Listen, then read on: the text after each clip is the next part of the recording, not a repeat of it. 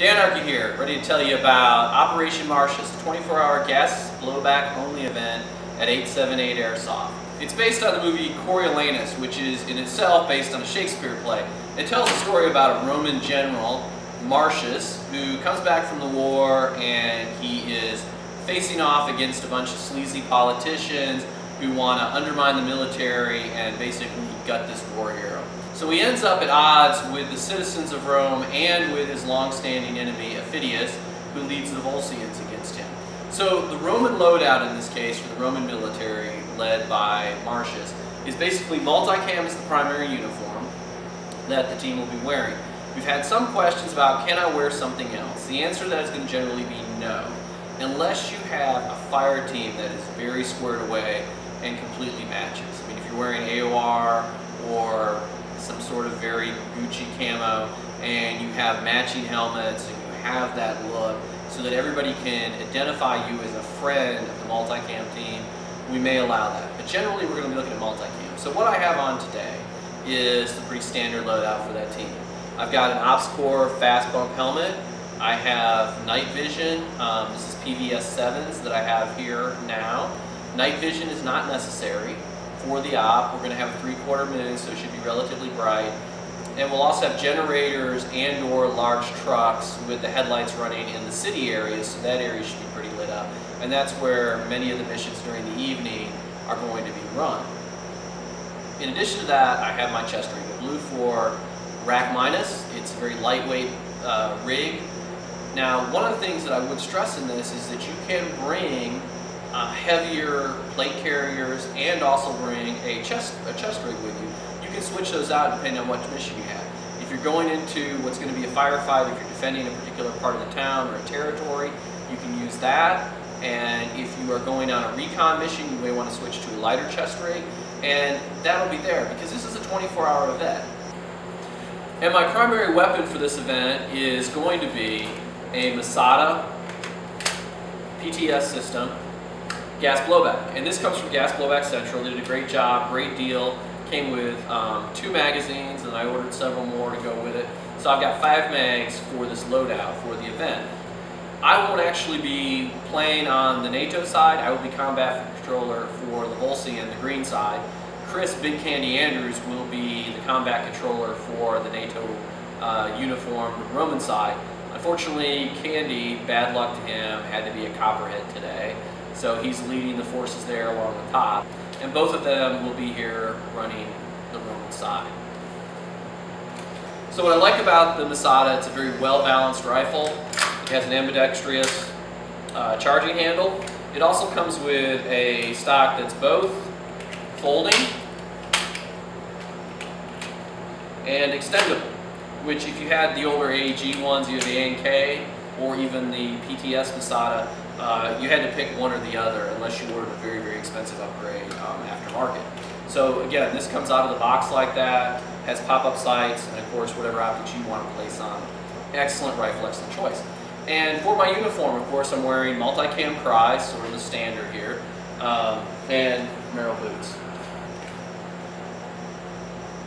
So the loadout is relatively simple. Most people have it. You don't need to go out and get Cries.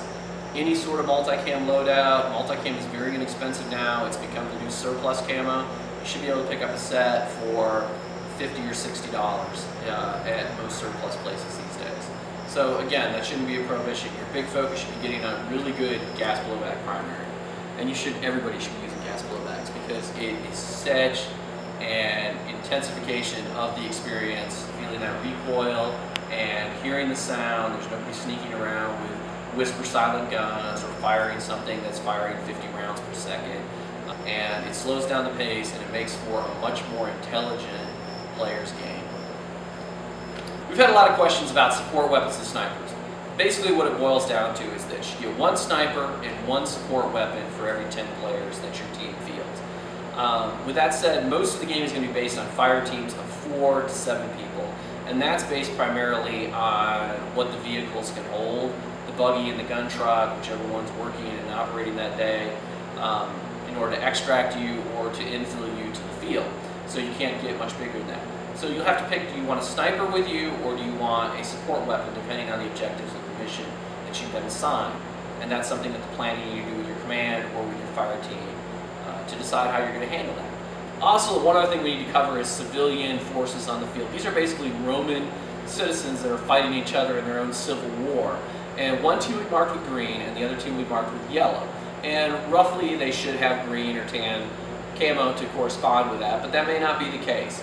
But you will know civilian forces by their team. Now, these are basically, the situation we're looking at it here is, as a gas blowback player on the Roman side, you're in a situation comparable to the men in the Black Hawk Down movie or in the Benghazi 13 movie, where they will be outnumbered and outgunned, your ammo will be limited, whereas the civilians will be many times veterans that have returned from the field, fighters that have been involved in combat for decades, and they will have stockpiles of ammo in their houses, so they'll have unlimited ammo.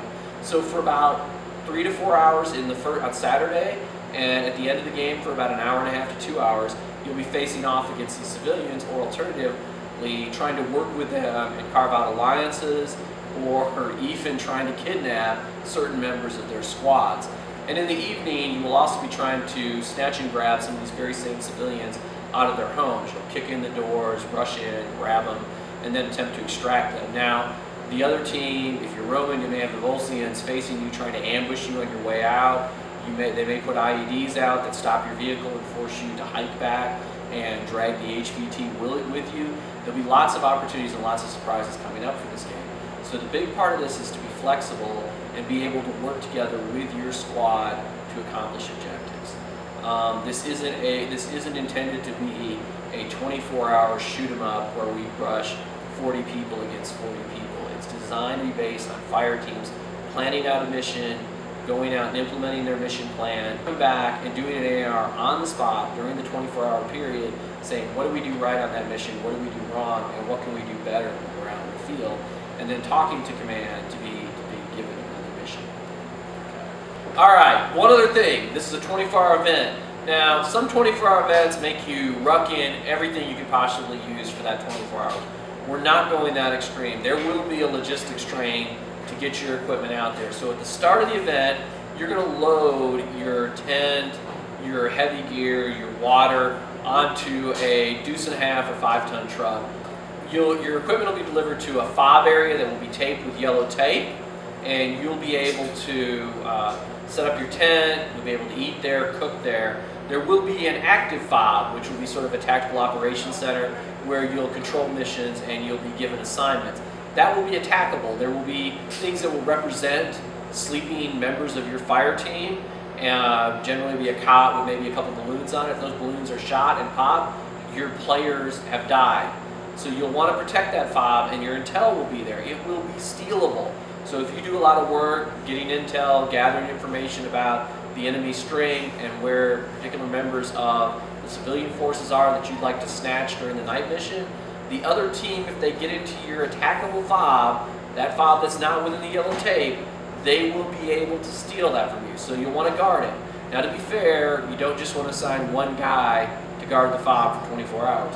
What you want to do is rotate teams in. There should always be a team back recovering, reloading, and there should be teams out in the field. That's the idea of the way the game is set up.